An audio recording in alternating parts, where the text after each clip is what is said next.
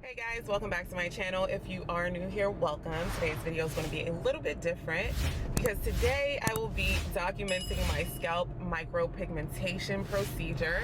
I will insert a video right here of my hair, how my scalp is looking. Is the post notification bell turned on for my channel? If it isn't, make sure you hit that down below before you leave.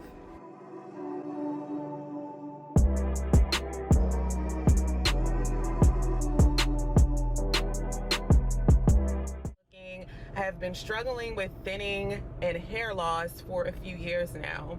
So over 10 years ago, when I decided to go natural, I went natural because my hair was becoming extremely damaged from the relaxers that I was getting.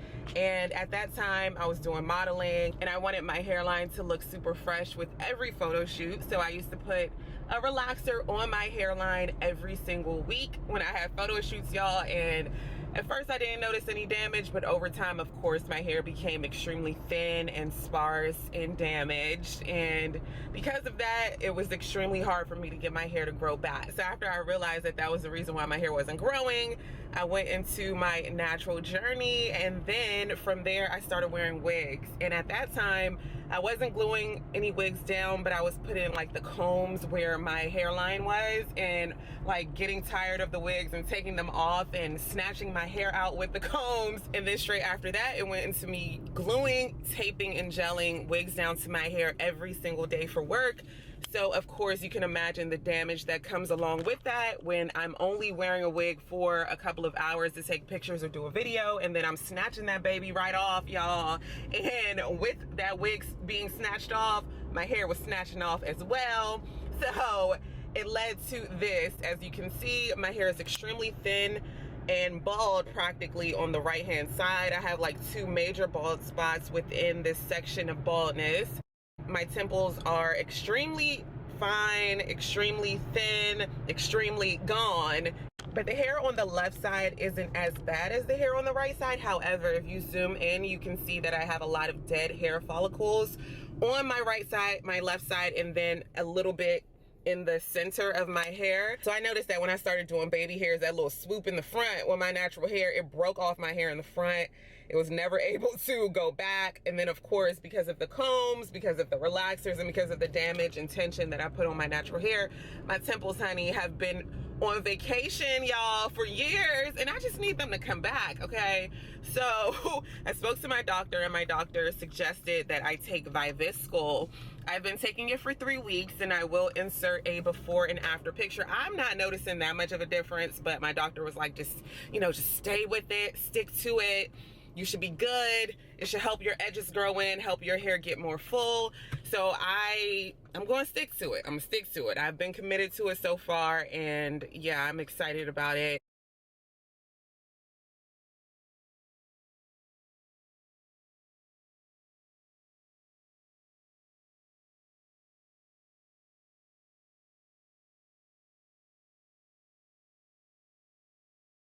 So in addition to Viviscal, I am super, super impatient, right? And I know that I want to continue taking the Viviscal, but I have heard a lot of things about Viviscal. A lot of people say when you stop taking that your hair falls out, your hair gets very thin and fine and weak.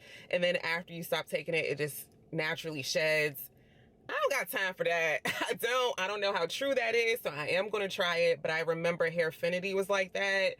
It made my hair extremely brittle and weak and damaged.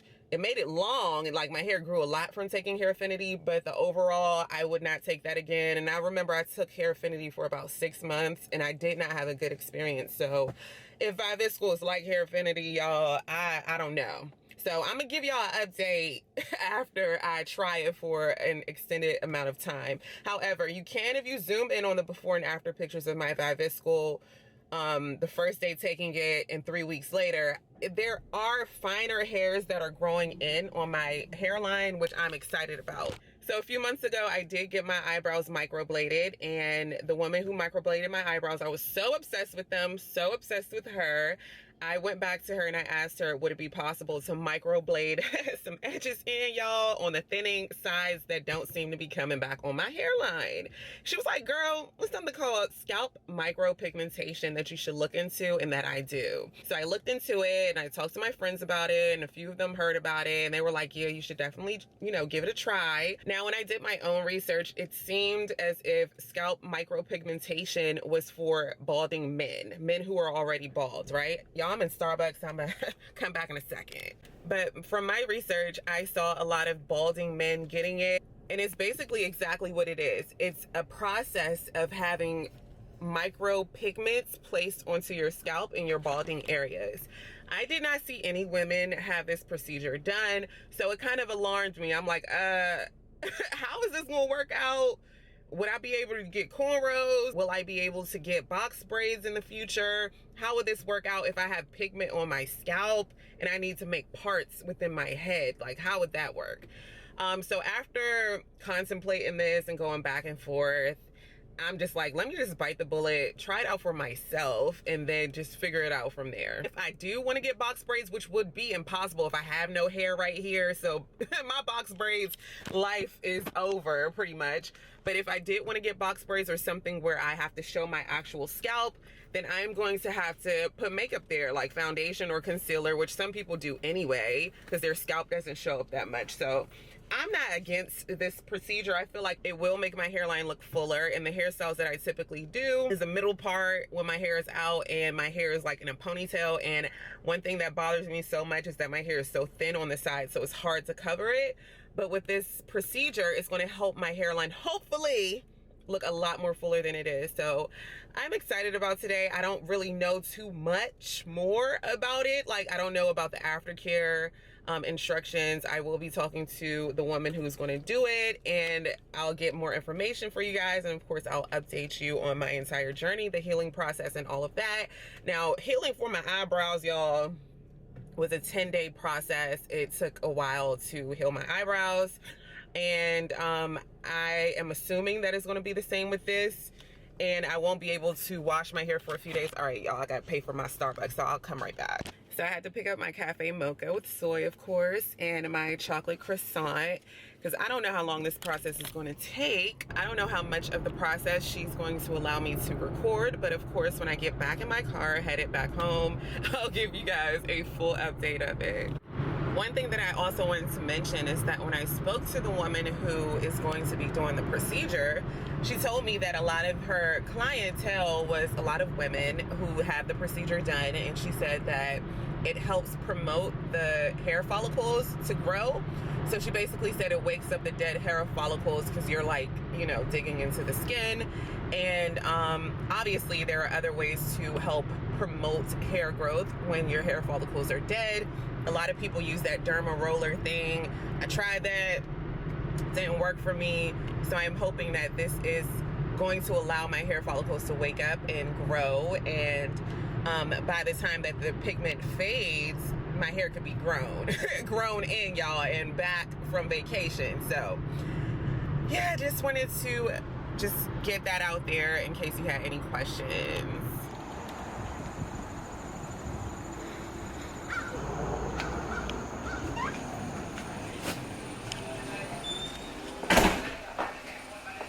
Hi.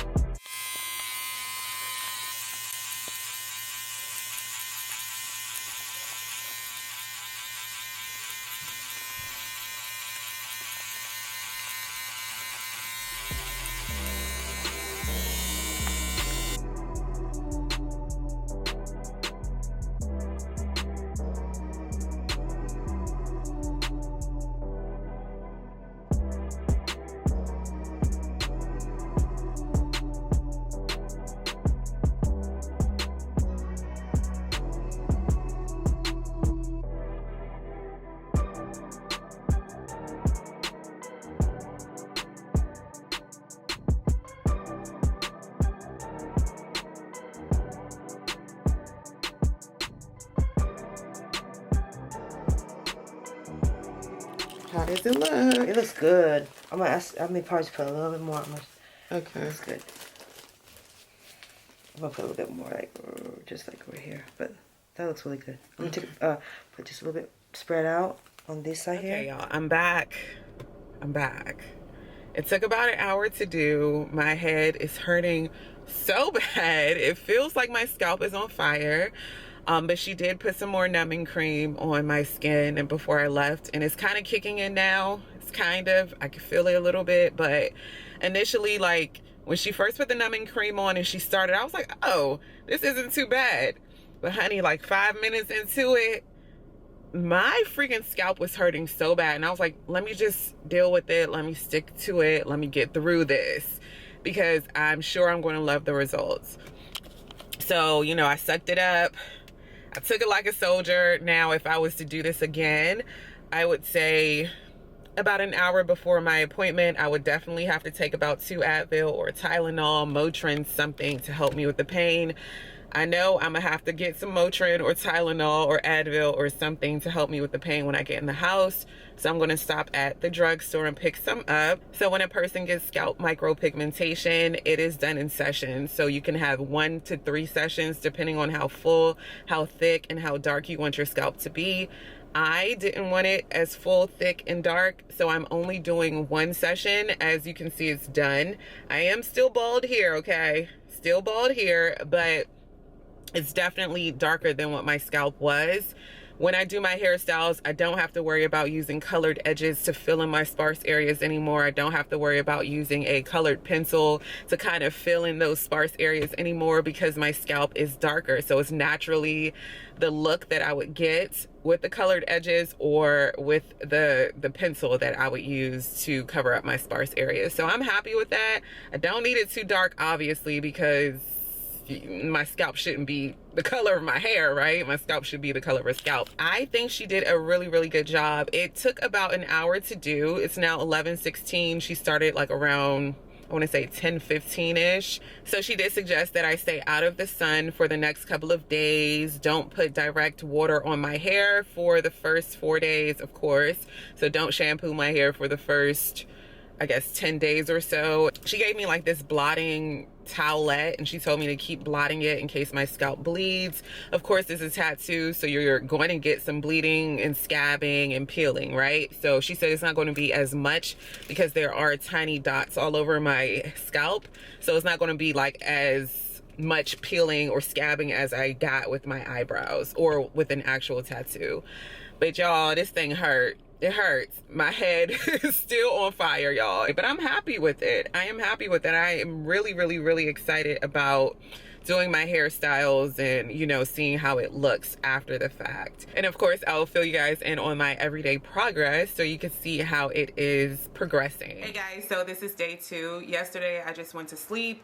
I took some Motrin and I just took the day off and just slept the entire day because my head was hurting really, really, really bad. Not going to lie and say that it wasn't. Because my scalp was swollen yesterday when I was speaking, it did hurt my head because I had to, like, you know, do motions with my eyebrows and my forehead moved, obviously, and that's like moving my scalp. So I tried not to speak that much yesterday and the medicine definitely helped. So that was yesterday. Today I woke up, I had a bit of a headache, but it wasn't that bad.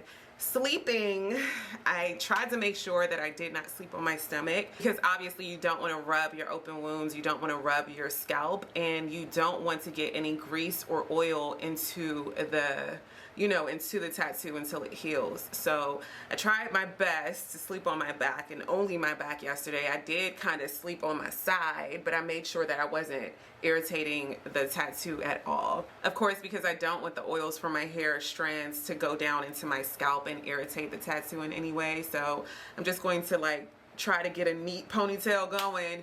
I'm not going to put too much force on my hair at all, but I do want it to look a little bit better than this because I won't be able to wear wigs for a few weeks and I will not be able to wear my headscarf or bonnet either. Of course, you want your hair to breathe. So I have a couple of errands to run today. You want to make sure that you stay out of the sun as well. I do have my bonnet that I'll be putting like here to get me to and from my car and to and from the store. But other than that, you want to make sure that your scalp is breathing and that the tattoo is breathing. I completely forgot to mention yesterday when I was talking about my hair, the fact that I have been experiencing an abundance of hair loss, and my hair is typically very fine, you know, very fine and coily. And recently I went to the doctor, and my doctor, I told her that I was having like extra facial hair growing, which I get laser hair removal for, and I was telling her that I was experiencing hair loss. Within the last couple of months, whenever I wash my hair, I'm noticing that my hair has been dreadlocking. Like, it's been turning into dreadlocks. I don't know how, I do not know how, but every time I wash my hair, even when I go to the beautician, it's like dreadlocks. And when I'm pulling these dreadlocks out, my hair is falling out, or when I'm trying to detangle it, strands and clumps of my hair are falling out. So this has happened to me about 3 times over the last, I want to say 3 to 4 months, and it's not cute. It's not cute. So after all of the hair kept falling out, my hair was so uneven. It was just, it looked terrible. It was stringy, and I was just so frustrated. I got the clippers. I called my boyfriend, and I was like, cut my hair. Like, just cut my hair. Just shave it off. I need to start over from scratch. He was like, okay, let's do it. And I was like, wait a minute. I don't know if I really want to cut it. So my friend ended up just, she was like, girl, you don't need to buzz cut your hair, because y'all, it would look like this. She told me, I don't know. I don't know if I'm ready to get a buzz cut again. I know I had it when I first went natural, but I don't know. With my northern region not being there, it's a little difficult to pull that off. So my friend was like, girl, you don't even have to shave your hair off from scratch. All you gotta do is just get a good cut. So she tried to cut it as evenly as possible, and it is what it is. It is what it is, y'all. So when I went to the doctor and I was telling her about my issues, my doctor told me that I have PCOS. Now, I have Kaiser Permanente, and my doctor never did any testing, no blood work, nothing of the sort. She just said, you have extra facial hair that you're complaining about, or excess facial hair that you're complaining about, and you're also complaining about thinning edges and hair loss. So you have PCOS. If you're I never heard of PCOS before. So I was like, PCOS? She said, yeah, that's polycystic ovarian syndrome. And I'm like, okay. So basically that is an imbalance of hormones, and the side effects of that is male pattern baldness, thinning hairlines, hair loss, of course, extra facial hair growing, and infertility issues, as well as an irregular period. And she told me that I had it. I do need to go back and do a follow-up, especially now since my hair is falling out in clumps, and try to figure out some type of plan from there. Now that I have this scalp micropigmentation, I will be taking extra care, of course, of my hairline, and I want that hair to grow out. So I do plan on getting men's Rogaine, ultra strength, maximum strength. After this like heals and stuff, I'm gonna grab that Rogaine. I'm still taking the Viviscal pills, and of course I'll also be putting Jamaican black castor oil on my scalp. I did receive something in my P.O. box. I received this hair oil, so thank you for sending this to me. This is from Belle of Hair, and this is their premium hair oil. I'll also be giving this a try as well. So thank you, girl, if you did send this to me. Thank you. So that is the update for day 2. It did not fully heal, but you are able to see that my scalp is much darker than what it was, and it does give the illusion of hair that is growing back. Yesterday I looked at my underarms.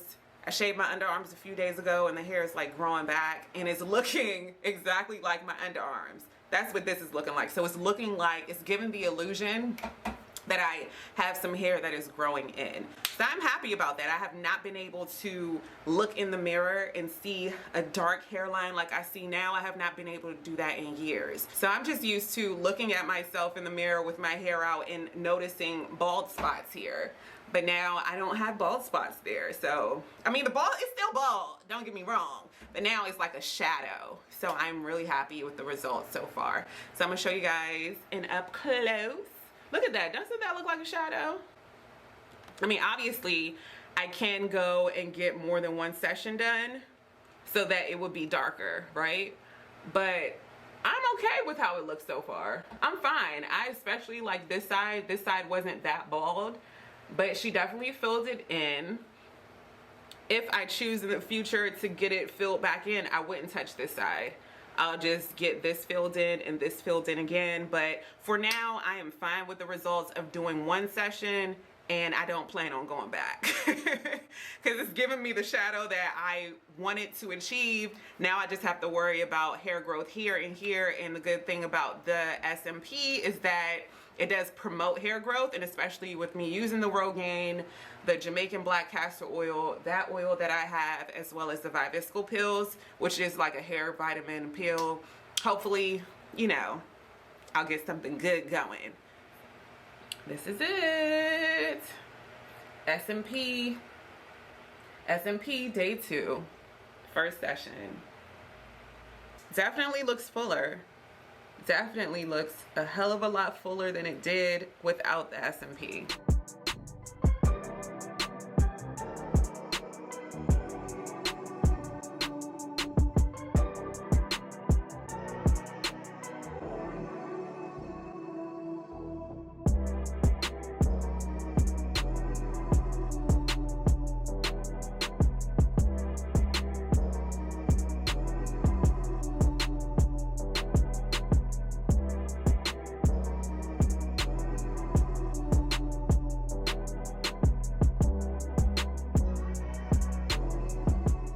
Beige, Ojai.